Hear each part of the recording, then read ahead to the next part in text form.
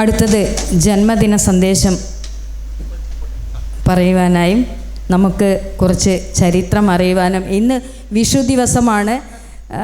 വിഷുവിൻ്റെ തുടക്കം നമ്മളിവിടെ സദ്യയൊക്കെ കൊടുക്കുന്നുണ്ട്. തെരുവോരത്തെ ആളുകൾക്ക് നമ്മളെല്ലാ വർഷവും കൊടുക്കുന്നതാണ്. അതുപോലെ തന്നെ ഇന്നും വിഷു സദ്യയുണ്ട്. അപ്പോൾ വിഷു സദ്യ കഴിക്കുന്നതിന് മുമ്പ് നമ്മുടെ ശരീരം പുഷ്ടിപ്പെടുത്താനും വിശപ്പകറ്റാനും ഒക്കെയാണ് നമ്മൾ ഭക്ഷണം കഴിക്കുന്നത്. പക്ഷേ നമ്മുടെ മനസ്സിന് ക്ലീനിങ് നടക്കണമെങ്കിൽ നല്ല വായനയും നല്ല ചരിത്രങ്ങളും നമ്മൾ അറിഞ്ഞിരിക്കണം. അങ്ങനെയുള്ള നമ്മുടെ മനസ്സ് ക്ലീനാക്കിക്കൊണ്ട് നമുക്കിന്ന് സദ്യ കഴിക്കാം എന്നുള്ളതാണ്. അപ്പോൾ ദാസൻ സാറിനെ വളരെ സ്നേഹത്തോടെ ക്ഷണിക്കുകയാണ്. പ്രിയമുള്ളവരെ, ഡോക്ടർ ഭീംറാവു അംബേദ്കർ അദ്ദേഹത്തിൻ്റെ കുറിച്ച് ജന്മദിന സന്ദേശം നിങ്ങളുടെ മുമ്പാകെ അവതരിപ്പിക്കാൻ വേണ്ടിയാണ് ഇതിൻ്റെ സംഘാടകർ പറഞ്ഞിരിക്കുന്നത്. സ്വാതന്ത്ര്യാനന്തര ഭാരതത്തിലെ ഏറ്റവും മഹാനായ വ്യക്തിയായിട്ട് നമ്മൾ കണക്കാക്കുന്നത് നമ്മുടെ രാഷ്ട്രപിതാവ് മഹാത്മാഗാന്ധിയെയാണ്. മഹാത്മാഗാന്ധി കഴിഞ്ഞാൽ ഈ സ്വാതന്ത്ര്യാനന്തര ഭാരതത്തിലെ എണ്ണപ്പെട്ട വ്യക്തി ആരാണെന്ന് ചോദിച്ചാൽ അത് ജവഹർലാൽ നെഹ്റു അല്ല.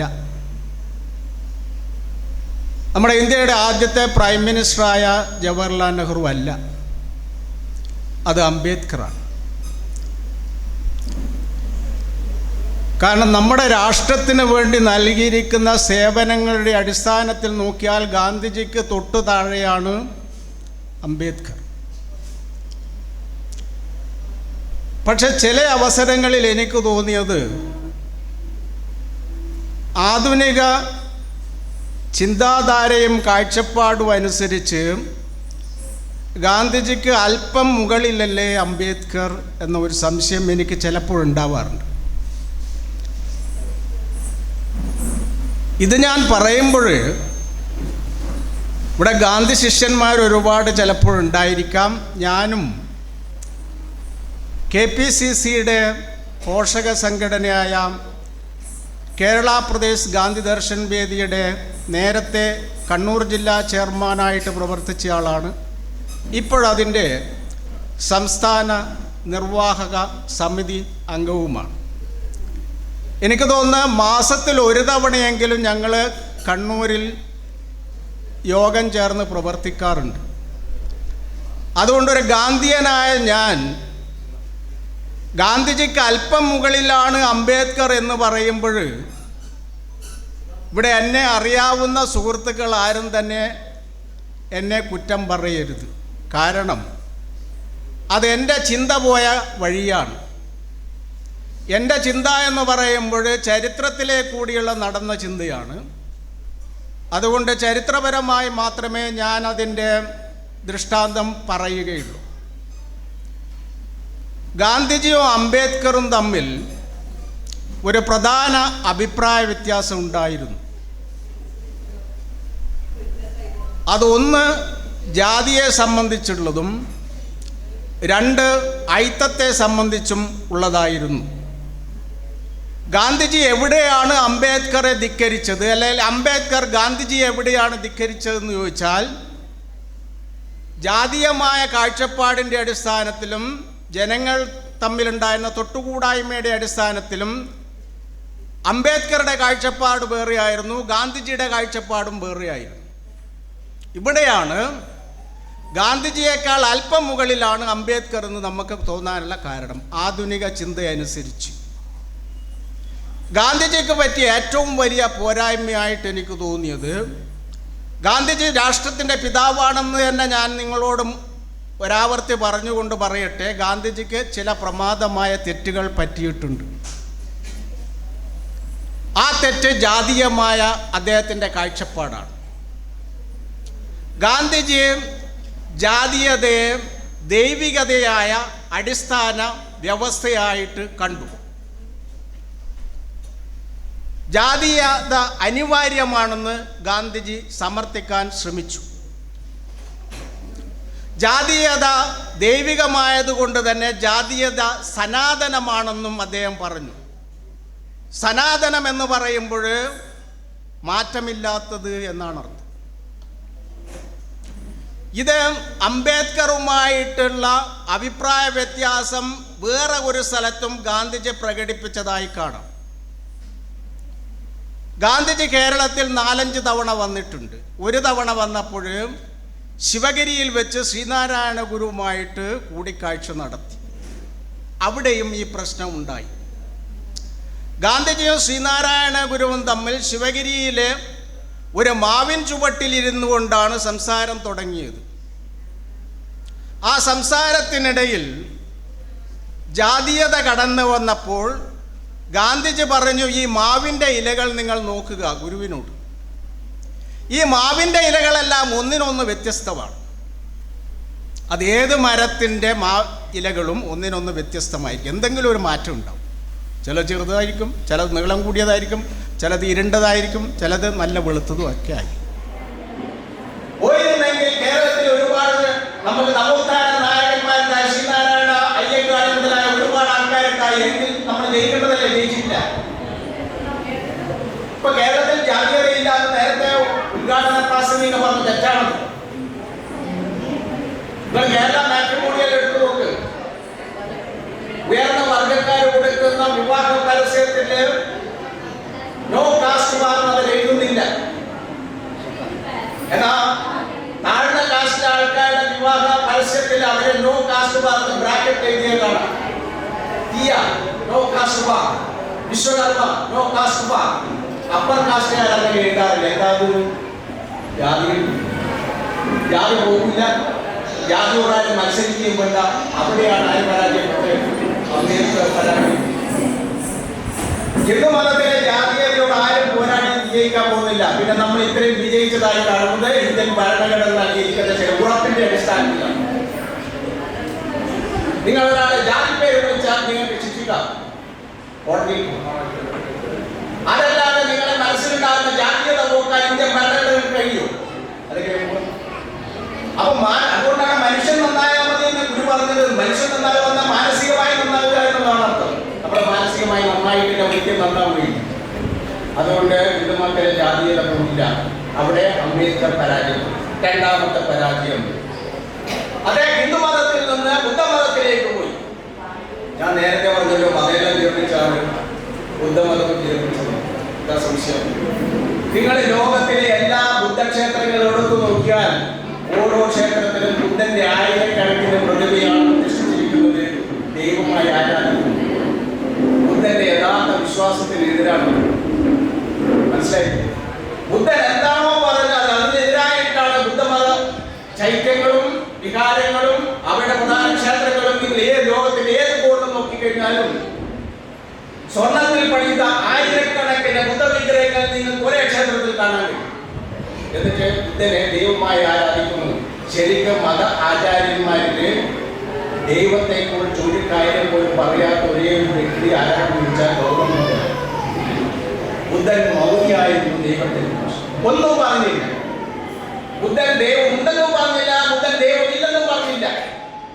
അങ്ങനത്തെ ഒരാളെ ബുദ്ധമതാചാര്യകൾ ദൈവമായി ആരാധിച്ചു കഴിഞ്ഞു. അത് മറ്റൊരു കുഴപ്പം. അപ്പൊ അംബേദ്കർ ബുദ്ധമതത്തിൽ പോയതുകൊണ്ടും രക്ഷയൊന്നുമില്ല.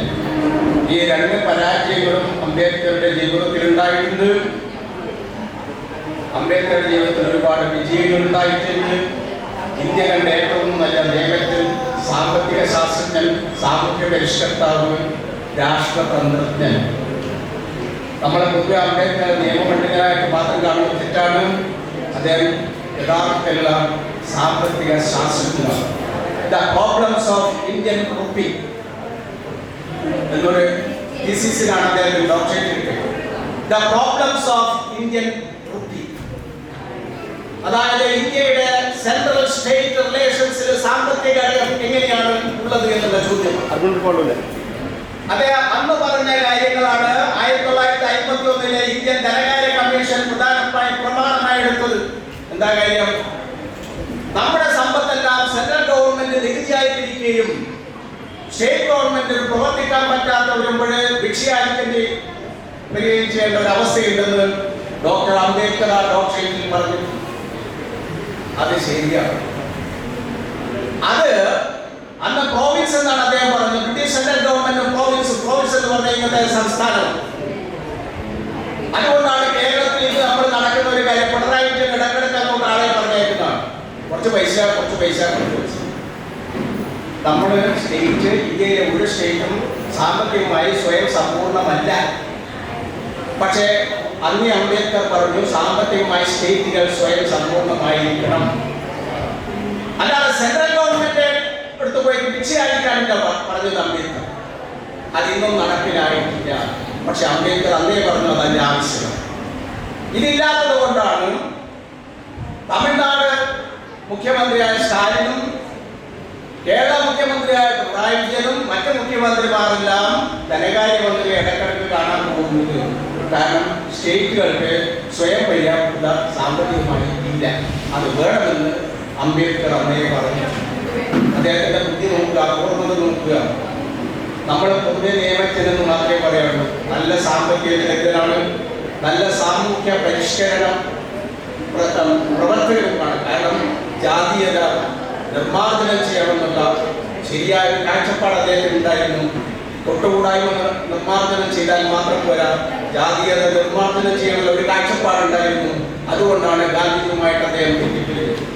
അതുകൊണ്ട് തന്നെയാണ് ഞാൻ പറയുന്നത്, ആധുനിക ചിന്തയനുസരിച്ച് ഗാന്ധിജിയേക്കാൾ ഇന്ത്യൻ ചരിത്രത്തിൽ തൊട്ടും അല്പം മുകളിലാണ് ഡോക്ടർ അംബേദ്കർ. ഇത്രയും പറഞ്ഞുകൊണ്ട് ഞാൻ അവസാനിപ്പിക്കുന്നു. അടുത്തതായി നമ്മളോട് സംസാരിക്കാൻ ക്ഷണിക്കുകയാണ് TP അഷ്റഫ് സാറിനെ. രാജീവ് ഗാന്ധി സഹകരണ ഹോസ്പിറ്റൽ ചെയർമാനും മുൻ ഗ്രാമപഞ്ചായത്ത് പ്രസിഡന്റും ഇപ്പോൾ പഞ്ചായത്ത് മെമ്പറുമായിട്ടുള്ള TP അഷ്റഫ് സാറാണ് നമ്മളോട് സംസാരിക്കുന്നത്. ബഹുമാനായ ഈ യോഗത്തിൻ്റെ അധ്യക്ഷൻ രാമസ്വരാജ് ഫൗണ്ടേഷൻ്റെ ഭാരവാഹി ശ്രീ വി മണികണ്ഠൻ അവർ, ബഹുമാനായ രാംദാസ് ബദൂർ, ഇന്നിവിടെ ആദരം ഏറ്റുവാങ്ങിയ ബഹുമാനായ Shri doctor P. Prakash, Shri Thomas Ayyanganar, Shri Rajesh Krishnan, Shri Arumughan Pathichira, അതോടൊപ്പം തന്നെ വേദിയിലും സദസ്സിലുമുള്ള ബഹുമാനെ, ഗ്രാമസ്വരാജ് ഫൗണ്ടേഷൻ്റെ ആഭിമുഖ്യത്തിൽ ഡോക്ടർ B.R. അംബേദ്കർ ജന്മദിനാഘോഷവും സ്വരാജ് പുരസ്കാര സമർപ്പണവും നടക്കുന്ന ചടങ്ങിലേക്ക് വളരെ അവിചാരിതമായിട്ടാണ് ഞാൻ എത്തിക്കൊണ്ടിരിക്കുന്നത്. എൻ്റെ നാട്ടുകാരനും കുടുംബ സുഹൃത്തുമായ പ്രിയപ്പെട്ട തോമസ് അയ്യങ്ങനാർ എന്ന മാധ്യമ പ്രവർത്തകൻ്റെ അദ്ദേഹത്തിൻ്റെ അവാർഡ് നൽകുന്ന ചടങ്ങ് എന്നുള്ളത് കൊണ്ടാണ് ഇവിടെ എത്തിച്ചേരാൻ ഇടയാക്കി. എന്നാൽ ഇവിടെ എത്തിയപ്പോൾ ബഹുമാന്യായ ഭരണഘടനാ ശില്പി ഡോക്ടർ അംബേദ്കറിൻ്റെ ജന്മദിനം ആഘോഷിക്കുന്ന ഈ ചടങ്ങിലേക്ക് അവിചാരിതമായി എത്തിച്ചേരാൻ സാധിച്ചത് ഒരു ഭാഗ്യമായി ഞാൻ കരുതുകയാണ്. നമുക്കറിയാം, നമ്മുടെ രാജ്യത്തിൻ്റെ ഭരണഘടന ഭീഷണി നേരിട്ടുകൊണ്ടിരിക്കുന്ന ഒരു കാലഘട്ടത്തിലൂടെയാണ് നമ്മൾ കടന്നുപോകുന്നത്. നേരത്തെ പ്രസംഗിച്ചതൊക്കെ സൂചിപ്പിച്ചതുപോലെ ഈ ഭരണഘടന ഇതുപോലെ നിലനിൽക്കുമോ എന്ന് ആശങ്കപ്പെടുന്ന ഒരു കാലഘട്ടത്തിൽ ഭരണഘടന മികച്ച ഒരു ഭരണഘടന ഉണ്ടാക്കിയതിലൂടെ ഒരു മികച്ച ജനാധിപത്യ രാഷ്ട്രത്തെ കെട്ടിപ്പടുത്ത ഡോക്ടർ B.R. അംബേദ്കറിൻ്റെ ഓർമ്മകളെ പുതുക്കുന്ന അദ്ദേഹത്തിൻ്റെ ജന്മദിനം ആഘോഷിക്കപ്പെടുന്ന ഈ ചടങ്ങിൽ വെച്ച് പ്രിയപ്പെട്ട രാംദാസ് ബദൂറിനെ ഗ്രാമസ്വരാജ് ഫൗണ്ടേഷൻ സംഘടിപ്പിക്കുന്ന ഈ വേദിയിൽ വെച്ച് എൻ്റെ ഏറ്റവും പ്രിയപ്പെട്ട തോമസ് അയ്യങ്ങനാർ ഉൾപ്പെടെ സമൂഹത്തിൻ്റെ വിവിധ തുറകളിൽ കഴിവ് തെളിയിച്ച 4 മഹത് വ്യക്തിത്വങ്ങളെ ആദരിക്കപ്പെടുകയുണ്ടായി. ആദരിക്കപ്പെട്ട തോമസ് ചേട്ടൻ ഒഴികെ ബാക്കി ആരെയും എനിക്ക് നേരിട്ട് പരിചയമില്ല. എല്ലാവരും സമൂഹത്തിൻ്റെ വിവിധ തുറകളിൽ ഡോക്ടർ ഉൾപ്പെടെ കഴിവ് തെളിയിച്ചവരാണ്, മികവ് തെളിയിച്ചവരാണ്. ഭക്ഷണ സമരത്തിന് വേണ്ടി പ്രവർത്തിച്ച ശ്രീ അറുമുഖൻ, അദ്ദേഹം പാലക്കാട് നിൽക്കുകയാണ്. അദ്ദേഹത്തെ പോലെയുള്ള പ്രതിഭകളെയാണ് ഇന്നിവിടെ ആദരിക്കപ്പെട്ടിരിക്കുന്നത്. എനിക്ക് നേരിട്ടറിയാവുന്നത് പ്രിയപ്പെട്ട തോമസ് ചേട്ടനെ പറ്റി മാത്രമാണ്. തോമസ് ചേട്ടൻ എന്ന് പറയുന്നത് കഴിഞ്ഞ 6 പതിറ്റാണ്ടുകാലം മാധ്യമ പ്രവർത്തന രംഗത്ത് നിറ സാന്നിധ്യമായി. നമ്മുടെ ഒരു ഗ്രാമമാണ്, കർണാടക വനാതിർത്തി പങ്കിടുന്ന ഒരു കിഴക്കൻ മലയോര ഗ്രാമം. ആ ഗ്രാമത്തിൽ വാഹന ഗതാഗത സൗകര്യം പോലും ഇല്ലാതിരുന്ന ഒരു കാലഘട്ടത്തിൽ റോഡ് സൗകര്യമില്ലാത്ത കാലഘട്ടത്തിൽ തുടങ്ങി എല്ലാ ദിവസവും രാവിലെ മലയോരത്തെ ഒറ്റപ്പെട്ട ഭവനങ്ങളിൽ പത്രം എത്തിച്ച് ജനങ്ങൾക്ക് ഓരോ വാർത്തകൾ അവരിലേക്ക് എത്തിക്കാൻ തയ്യാറായി. അതിൻ്റെ വലിയ കഷ്ടപ്പാടുകളിലൂടെ പത്രപ്രവർത്തന രംഗത്ത് മുന്നേറി വന്ന 6 പതിറ്റാണ്ടുകാലം അതിൻ്റെ ആ മേഖലയിൽ കഴിവ് തെളിയിച്ച ഒരു വ്യക്തിത്വമാണ് തോമസ് ചേട്ടൻ. 6 പതിറ്റാണ്ട് കാലം കൊണ്ട് പയ്യാവൂർ ഉൾപ്പെടെ സമീപത്തുള്ള പഞ്ചായത്തുകളിലൊക്കെ ദിവസവും രാവിലെ എല്ലാ പത്രങ്ങളും വിതരണം ചെയ്യുന്നു എന്നുള്ളതാണ് തോമസ് ചേട്ടൻ്റെ പ്രത്യേകത. തോമസ് ചേട്ടൻ കഥ കേട്ട് അദ്ദേഹം ഒരു മികന്ന കോൺഗ്രസ്സുകാരനാണ്. അദ്ദേഹത്തിൻ്റെ കുടുംബാംഗങ്ങളും കോൺഗ്രസിൽ പാരമ്പര്യമായി വിശ്വസിക്കുന്നവരാണ്. എന്നിരുന്നാലും അദ്ദേഹം പത്രം വിതരണം ചെയ്യുമ്പോൾ ഒരിക്കലും രാഷ്ട്രീയം കാണാറില്ല. വാർത്തകൾ നൽകുമ്പോഴും അദ്ദേഹം രാഷ്ട്രീയം കാണാറില്ല.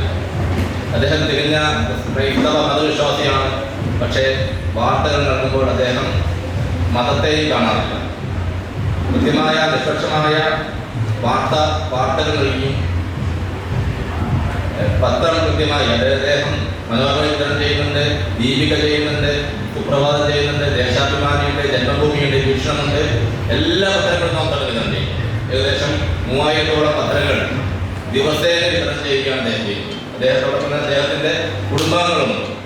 അങ്ങനെ പത്രം വിതരണം ചെയ്യുന്നു. അതോടൊപ്പം തന്നെ എല്ലാ പത്രങ്ങൾക്കും വാർത്ത നൽകുന്ന റിപ്പോർട്ടർ കൂടിയാണ് അദ്ദേഹം. ഈ വാർത്തകൾ നൽകുക എന്ന് പറയുമ്പോൾ മലയോരത്തൊക്കെ പണ്ടൊക്കെ ടെലിഫോണില്ല, വാഹന ഗതാഗതമില്ല, വൈദ്യുതി ഇല്ലാത്ത ഒരു കാലഘട്ടത്തിൽ മരണവാർത്തകളും അതോടൊപ്പം തന്നെ അവിടെ പ്രധാനപ്പെട്ട സംഭവങ്ങളുമൊക്കെ വലിയ ദുരന്തങ്ങളുണ്ടാവും.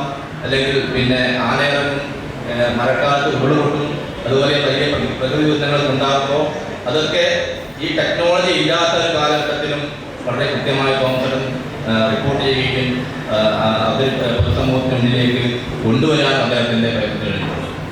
പിന്നീട് ഇപ്പോൾ ടെക്നോളജി മാറി, ടെക്നോളജി വന്നപ്പോൾ ആധുനികമായ എല്ലാ സംവിധാനവും ഉപയോഗിച്ചുകൊണ്ട്, കമ്പ്യൂട്ടറും ഇൻ്റർനെറ്റും ഒക്കെ ഉപയോഗിച്ചുകൊണ്ട് സമയബന്ധിതമായി സോഷ്യൽ മീഡിയയിൽ ഉൾപ്പെടെ ഈ കാലഘട്ടത്തിലും എനിക്ക് ഏകദേശം 70 പ്രായമായിരുന്ന അദ്ദേഹത്തിന് 70 കഴിഞ്ഞാണെന്ന് തോന്നുന്നു. ആ സമയത്ത് ഈ പ്രായത്തിലും അദ്ദേഹം വളരെ കൃത്യമായി ആധുനിക ടെക്നോളജികൾ ഉപയോഗിച്ചുകൊണ്ടും വാർത്താ മാധ്യമ രംഗത്ത് നിറഞ്ഞു നിൽക്കുന്നു എന്നുള്ളതാണ് തോമസ് ചേട്ടൻ്റെ ഏറ്റവും പ്രധാനപ്പെട്ട ഒരു കഴിവായിട്ട് എനിക്ക് തോന്നുന്നത്. അദ്ദേഹത്തിൻ്റെ വ്യക്തിത്വത്തിൻ്റെ ഒരു പാഠമായി തോന്നുന്നത് നിരന്തരമായി ഈ മേഖലയിൽ 6 പതിറ്റാണ്ടുകാലം സജീവമായി നിലനിൽക്കാൻ കഴിഞ്ഞ തോമസ് ചേട്ടന് എല്ലാവിധ ഭാവങ്ങളും നേരുന്നു. അതോടൊപ്പം തന്നെ ഇന്നിവിടെ ആദരിക്കപ്പെട്ട ഡോക്ടർ ടി പ്രകാശനും അതുപോലെ ശ്രീ രാജേഷ് കൃഷ്ണൻ പ്രകടനായ ചർച്ചാരാമനും ആറുമുഖൻ പാതിച്ചിറക്കും എല്ലാവിധ ആശംസകൾ നേരുകയാണ്. ഈ ചടങ്ങ് വളരെ മനോഹരമായി സംഘടിപ്പിച്ച നിരവധി വർഷങ്ങളായി കണ്ണൂരിൻ്റെ തെരുവുകളിലെ അറിയുന്ന സാധാരണക്കാരോടൊപ്പം നിന്ന് അവർക്ക് വേണ്ടി തൻ്റെ ജീവിതം പൊഴിഞ്ഞു വെച്ച പ്രിയപ്പെട്ട രാംദാസ് നെഹ്റുവിനും അദ്ദേഹത്തിൻ്റെ സഹപ്രവർത്തകർക്കും ഗ്രാമസ്വരാജ് ഫൗണ്ടേഷനും എല്ലാവിധ ഭാവങ്ങളും നേർന്നുകൊണ്ട് എല്ലാവർക്കും ഡോക്ടർ ബി ആർ അംബേദ്കറിൻ്റെ ബാബാ സാഹിബിൻ്റെ ജന്മദിന ആശംസകൾ നേർന്നുകൊണ്ട് വിഷു ആശംസകൾ നേർന്നുകൊണ്ട് ഞാൻ എൻ്റെ വാക്കുകൾ നിർത്തുന്നു. നന്ദി, നമസ്കാരം. അടുത്തത് നമുക്ക് നേരത്തെ കൊടുക്കാൻ വിട്ടുപോയിട്ടുണ്ടായിരുന്നു. ഒരു സ്റ്റാറ്റസ് വെച്ച് കോൺടെസ്റ്റ് നടത്തിയിട്ടുണ്ടായിരുന്നു. അതിൻ്റെ ഒരു നാലോ ഫൽഗുനൻ രാംദാസ് കബീർ സാറാണ് കൊടുക്കുന്നത്. ഫൽഗുനൻ മേലെ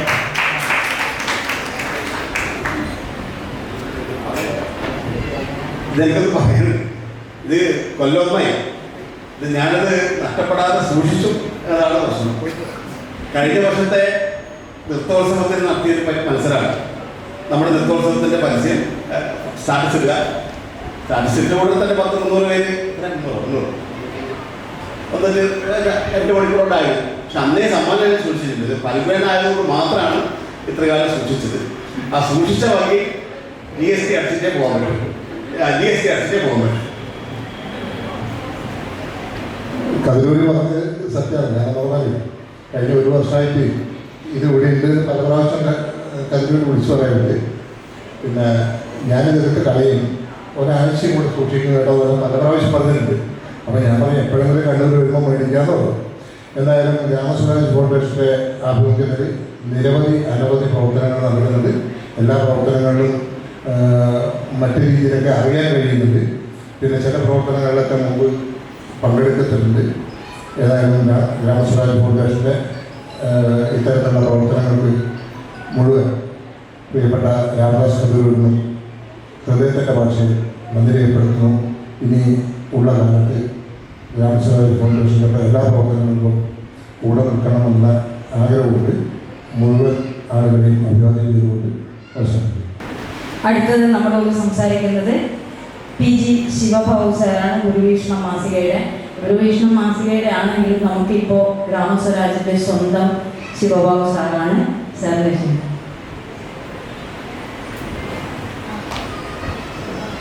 എല്ലാവർക്കും നമസ്കാരം. അംബേദ്കർ ജയന്തിയാണ് നമ്മൾ ആഘോഷിക്കുന്നത്. ഗ്രാമസ്വരാജ് ഫൗണ്ടേഷൻ ശ്രീ രാമദാസ് കതിരൂരുമായി കഴിഞ്ഞ 3 പതിറ്റാണ്ടേറെ പരിചയമുണ്ട്. ഞാനൊരു ജാതിവാദിയോ മതവാദിയോ അല്ല. ശ്രീനാരായണ ദർശനത്തിൽ അധിഷ്ഠിതമായ മതമേതായാലും മനുഷ്യൻ നന്നായാൽ മതി എന്ന കാഴ്ചപ്പാടിലൂടെ ജീവിക്കുന്ന ഒരു വ്യക്തിയാണ്. എന്നെ ഇവിടെ പരിചയപ്പെടുത്തിയത് ഗുരുവീക്ഷണം മാസികയാണ്. ഒരു പത്രപ്രവർത്തകരുടെ അവാർഡ് കൊടുത്ത് ആദരിക്കുന്നു. അപ്പം ഞാനും ഒരു എളിയ പത്രപ്രവർത്തകൻ്റെ പട്ടികയിൽ ഉൾപ്പെടുത്താവുന്നതാണ്. അപ്പം അതിൻ്റെ ഒരു സാഹസികത നമുക്ക് വളരെ വലുതാണ്. നമ്മുടെ ഒരു മുതിർന്ന പത്രപ്രവർത്തകൻ 6 പതിറ്റാണ്ടായി ഈ സമൂഹത്തിലെ ഇടപെടലുകൾ നടത്തിക്കൊണ്ടിരിക്കുന്നു എന്നത് അത്ഭുതകരമായ ഒരു കാര്യമാണ്. ഞാൻ വരുന്നത് കേരള കൗമുദി പത്രാധിപർ K. സുകുമാരൻ നടത്തി വരുന്ന കേരള കൗമുദിയുടെ ചാരത്താണ് ഗുരുവീക്ഷണം മാസികയുടെ ഓഫീസും പ്രവർത്തിക്കുന്നത്. കേരളത്തിൻ്റെ ഒരു കാലഘട്ടത്തിൽ ചാലകശക്തിയായി മാറിയിരുന്ന കേരള കൗമുദി പത്രവും അതുപോലെ തന്നെ ശ്രീനാരായണ ദർശനത്തിൽ അധിഷ്ഠിതമായിട്ടുള്ള കേരള കൗമുദിയുടെ നിലപാടുമൊക്കെ നമുക്ക് പരിചയപ്പെടുത്തി തന്ന ഒരു പത്രപ്രവർത്തകൻ ഇവിടെ ഇരിക്കുമ്പോൾ വളരെ സന്തോഷമുണ്ട്. നമുക്ക് ജാതി വേണ്ട, മതം വേണ്ട, ദൈവം വേണ്ട എന്ന് പറഞ്ഞ ശ്രീനാരായണ ഗുരുവിൻ്റെ ഒരു ശിഷ്യൻ സഹോദരൻ അയ്യപ്പൻ, അദ്ദേഹവും പത്രപ്രവർത്തന രംഗത്ത് വിരാജിച്ചിട്ടുള്ള ഒരു ഭരണാധികാരി കൂടിയാണ്. അപ്പോൾ അങ്ങനെയുള്ള സഹോദരൻ അയ്യപ്പനെയൊക്കെ നമ്മൾ ഓർമ്മിപ്പിക്കുമ്പോൾ ഇന്ത്യ മഹാരാജ്യം എന്ന് പറയുന്നത് ലോകത്തിൻ്റെ നിറവിൽ ഒരു ഭരണഘടന നമുക്ക് നൽകിയ അംബേദ്കറെ കുറിച്ചാണ് നമ്മൾ ചിന്തിക്കുന്നത്. എല്ലാ ജാതി മത വ്യവസ്ഥയിൽപ്പെട്ടവർക്കും തുല്യനീതി ലഭിക്കണം എന്ന് ഭരണഘടന നിഷ്കർഷിക്കുന്നുണ്ട്. പക്ഷെ നാം തെരഞ്ഞെടുക്കുന്ന ഭരണാധികാരികൾ കഴിഞ്ഞ 75 വർഷമായി നമ്മളെല്ലാം വോട്ടർമാരാണ്.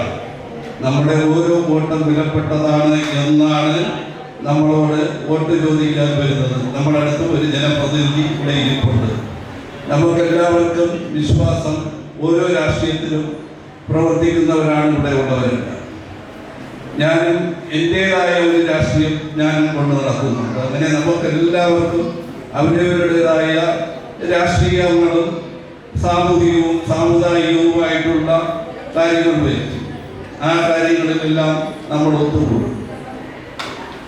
അപ്പോൾ നമുക്ക് ഒരു വിശേഷം നമ്മുടെ വീട്ടിൽ വരുമ്പോൾ പണ്ട് കാലത്തെ പറ്റി നമ്മൾ ഇനി കൂടുതൽ ഓർമ്മിക്കേണ്ടതുണ്ടോ? ഇല്ല. അപ്പൊ നല്ലൊരു ചെയ്ത നല്ല കാര്യം പറപ്പത്, നല്ലതല്ലാത്തത് ഉടനെ മറന്നിടുന്നത് ഉത്തമം. അപ്പൊ ഗാന്ധിജി ആയാലും ജവഹർലാൽ നെഹ്റു ആയാലും അവർ ചെയ്തിട്ടുള്ള നല്ല കാര്യം നമുക്കൊരുപാട് ചിന്തിക്കാനുണ്ട്. ഇന്നിവിടെ രാവിലെ ഞങ്ങളിവിടെ വന്നപ്പോൾ കൊച്ചുകുട്ടികൾ അവർക്ക് പോലും എടുക്കാൻ കഴിയാത്ത മേശകൾ അവർ എടുക്കുകയാണ്. അപ്പൊ ഞാൻ പറഞ്ഞു, മോനെ അതെടുത്തോടെ എടുക്കരുത്, കാര്യം അവരെടുത്ത് മറിഞ്ഞ് വീഴാൻ നമുക്ക് ബുദ്ധിമുട്ടുണ്ടാകുമല്ലോ. അപ്പൊ അങ്ങനെ ഉള്ള ഒരു കുട്ടികളെ വളർത്തുന്നത് ഗ്രാമസ്വരാജിന് വളരെ പങ്കുണ്ടെന്നാണ് എനിക്ക് വിശ്വാസം. കലയും സാഹിത്യവും ഒക്കെ നമ്മളെല്ലാം മറന്ന് ആഹ്ലാദചിത്തരാകുന്ന ഒരു സമൂഹം. ഗ്രാമസ്വരാജ് ഫൗണ്ടേഷൻ തെരഞ്ഞെടുത്തിരിക്കുന്ന അവാർഡ് ജേതാക്കളെ അദ്ദേഹത്തിന്റെ നിറകണ്ണുകളോടുകൂടിയാണ് പരിചയപ്പെടുത്തിയത്. അപ്പൊ ഈ സമൂഹത്തിൽ പാർശ്വവൽക്കരിക്കപ്പെട്ട കുറെ ആളുകളും ഒരു അംഗീകാരം പോലും ലഭിക്കാത്തവരുമാണ്. അപ്പൊ അവരെയെല്ലാം ഗ്രാമസ്വരാജ് ഫൗണ്ടേഷൻ കണ്ടെത്തി അവരെ സമൂഹത്തിന് ആദരിക്കപ്പെടുന്നു. നാളെ അവർ ഊരിൽ നിന്ന് തന്നെ വന്നു ഒരു ഡോക്ടറെയാണ് നമ്മൾ ആദരിച്ചത്. ആ ഡോക്ടറെ ആദരിച്ചപ്പോൾ ഞാൻ ആദ്യമായി എന്റെ ഓർമ്മയിൽ പോയത് ഡോക്ടർ പൽപുവിനെ കുറിച്ചാണ്. ആരാണ് ഡോക്ടർ പൽപു? SNDP യോഗം 1903 അരിയുംപുറത്ത് രൂപീകരിക്കപ്പെട്ട സംഘടനയുടെ വൈസ് പ്രസിഡന്റ് ആയിരുന്ന ഡോക്ടർ പൽപു. അദ്ദേഹം നിയമബിരുദധാരിയായിരുന്നിട്ട് പോലും അന്നത്തെ തിരുവിതാംകൂർ രാജ്യം അദ്ദേഹത്തിന് ഒരു ഡോക്ടർ പദവി കൊടുക്കുവാൻ അന്നത്തെ സാമൂഹ്യ വ്യവസ്ഥിതി ഇല്ലാതിരുന്നപ്പോൾ അദ്ദേഹം മൈസൂറിലേക്കാണ് പോയത്. അന്ന് ഈ രാജ്യം ഭരിച്ചിരുന്നത് ബ്രിട്ടീഷുകാരാണ്. പക്ഷെ എനിക്ക് തോന്നുന്നു അന്നത്തെ ബ്രിട്ടീഷുകാർക്ക് കാര്യങ്ങൾ അറിയാം.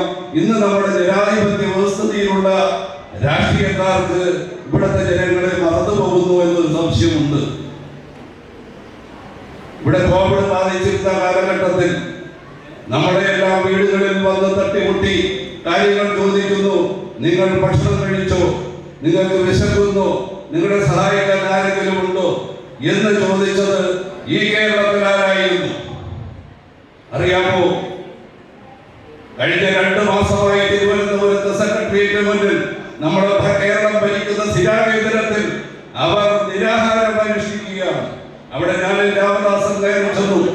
ഭൂരിപക്ഷം മാസിക 2 പ്രാവശ്യം എഡിറ്റോറിയൽ എഴുതി. വളരെ വേദനാജനകമായിട്ടുള്ളതാണ്. നമ്മുടെ രാജ്യത്ത് 20-ലേറെ PSC മെമ്പറുടെ ആവശ്യമുണ്ടോ?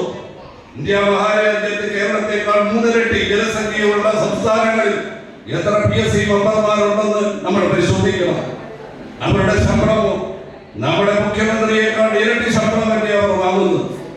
ഇത് ഈ നാടിന്റെ ഗുണത്തിനാണോ അവരെ നമ്മൾ ഈ PSC മെമ്പറെ ഈ കുട്ടികളൊക്കെ പഠിച്ച് നാളെ വരുമ്പോ അവരെയൊക്കെ സെലക്ട് ചെയ്യുന്നവര് ആരാണ് അവരെ സെലക്ട് ചെയ്ത് അവിടെ ഇരുത്തിയത്? PSC മെമ്പർമാരെ. നമ്മളൊരു സാറെ അറിയാമല്ലോ, പത്രത്തിൽ ഒരു പരസ്യം ചോദിച്ചാൽ നമ്മുടെ PRD പണമില്ലെന്നാണ് അവർ പറയുന്നത്. എത്ര രൂപയാണ് പരസ്യം കിട്ടുന്നത്? 2500 രൂപയോ 3000 രൂപയുടെ ഒരു ഫുൾ പേജ് പരസ്യം നമ്മൾ കൊടുക്കുമ്പോൾ കിട്ടുന്ന തുക സംസ്ഥാന സർക്കാരില്ലാതെ വരുമ്പോൾ ഒരു ഭാഗത്ത് നമ്മുടെ സംസ്ഥാനത്ത് നിന്ന് ഒഴുകി പോകുന്ന പണങ്ങൾ ഇതെല്ലാം നമ്മൾ വിലയിരുത്തേണ്ടതുണ്ട്. എന്തായാലും നമുക്ക് സ്വാതന്ത്ര്യം, ഇതെല്ലാം പറയുവാനുള്ള സ്വാതന്ത്ര്യം നമുക്ക് അനുവദിച്ചു തന്നത് ഇന്ത്യൻ ഭരണഘടനയാണ്. ആ ഭരണഘടന കാത്തു സൂക്ഷിക്കേണ്ടത് നമ്മുടെ എല്ലാം ആവശ്യമാണ്. ഒരു പക്ഷേ നമ്മളെല്ലാം ഒരു വോട്ട് ചെയ്ത് അധികാരത്തിൽ എത്തുന്നവരാണ് അവരെ കാവൽപ്പെടാനായി കാത്തിരിക്കേണ്ടത്. എന്തായാലും സംസ്ഥാനം ഭരിക്കുന്ന സർക്കാർ അത് വളരെ കരുതലോടുകൂടി അവർ കാത്തു സംരക്ഷിക്കുമെന്നുള്ള ഒരു വിശ്വാസം നമുക്കുണ്ട്. അപ്പൊ ഇന്ത്യൻ ഭരണഘടന നയിക്കുന്ന ആ ഭരണഘടനയെ ഒരു കാലഘട്ടത്തിൽ ചോദ്യം ചെയ്തു. ഇന്ത്യൻ ഭരണഘടന മാറ്റണം എന്ന് പറഞ്ഞപ്പോൾ ഒരു രാഷ്ട്രപതി നമുക്കുണ്ടായിരുന്നു. അദ്ദേഹത്തിന്റെ പേരാണ് KR നാരായണൻ. അദ്ദേഹം പറഞ്ഞത് ഭരണഘടനയുടെ കുറ്റമല്ല, ഭരണഘടനയോട് സമീപിക്കുന്ന കുറ്റമാണ് നമുക്കുള്ളത്, അത് തിരുത്തണം എന്നൊരു ഭരണാധികാരിയോടുകൂടി പറഞ്ഞ ഒരു രാഷ്ട്രപതിയും നമുക്കുണ്ടായിരുന്നു. അദ്ദേഹമാണ് KR നാരായണൻ. അങ്ങനെയുള്ള ഭരണാധികാരന്മാര് നമ്മുടെ രാജ്യത്തും സംസ്ഥാനത്തും ഉണ്ടാകണം. നമ്മളെല്ലാവരും മനുഷ്യരായി ജീവിക്കുവാനും സ്നേഹത്തോടെയും സൗഹാർദ്ദത്തോടെയും നമ്മുടെ കലയെയും ശാസ്ത്രത്തെയും എല്ലാം തന്നെ ഒരുമിച്ച് നമ്മുടെ ഭാവി തലമുറയെ നമുക്ക് വീണ്ടും വീണ്ടും കൊണ്ടുപോകാം. അതിന് കഴിയട്ടെ എന്ന് പ്രാർത്ഥിച്ചുകൊണ്ട് എൻ്റെ വാക്കുകൾ നിങ്ങളുടെ എല്ലാ പാദങ്ങളിൽ ഞാൻ സമർപ്പിക്കുകയാണ്. നന്ദി, നമസ്കാരം.